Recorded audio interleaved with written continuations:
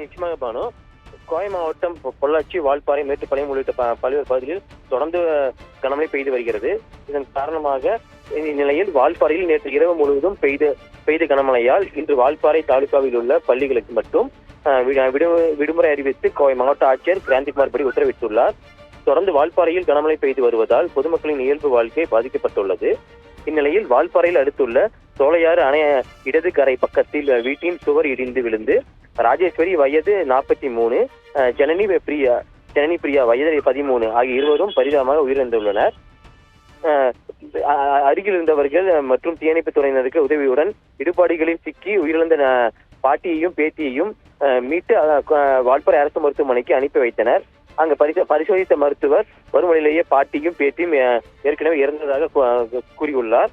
வீட்டின் சுவரை இடிந்து விழுந்த பாட்டியும் பேத்தியும் உயிரிழந்த சம்பவம் அப்பகுதியில் சோகத்தை ஏற்படுத்தியுள்ளது. மேலும் அடைமழையின் காரணமாக வால்பாறை சோலையார் அணை அதன் முழு கொள்ளளவை எட்டியுள்ளது. அணையின் பாதுகாப்பு நலன் கருதி சோலையார் அணையில் இருந்து கேரளா மாநிலம் பரமிக்குளம் அணைக்கு தண்ணீர் திறந்து விடப்படுகிறது.